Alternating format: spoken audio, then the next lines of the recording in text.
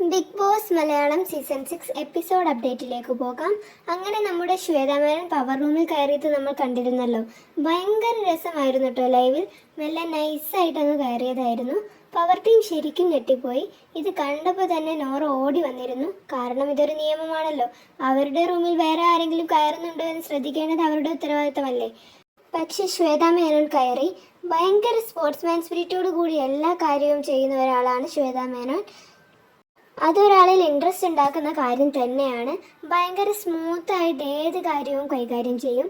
Power ടീമിൽ കയറിയതിനൊരു ചെറിയ punishment ഉണ്ട്. അത് ചെയ്തിട്ടേ പോകാൻ പറ്റുകയുള്ളൂ എന്ന് പവർ ടീം അംഗങ്ങൾ പറയുന്നുണ്ട്. അവർ ബിഗ് ബോസിനോട് ഡോറൊക്കെ ക്ലോസ് ചെയ്യാൻ പറഞ്ഞു.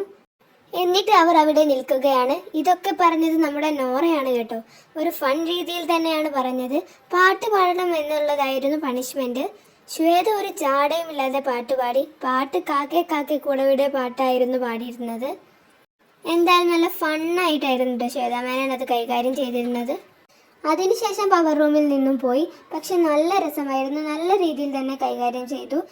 ഇനി നമുക്ക് അടുത്ത വീഡിയോയിൽ കാണാം. ഇതുവരെ നമ്മുടെ ചാനൽ സബ്സ്ക്രൈബ് ചെയ്യാത്തവർ സബ്സ്ക്രൈബ് ചെയ്ത് സപ്പോർട്ട് ചെയ്യണേ.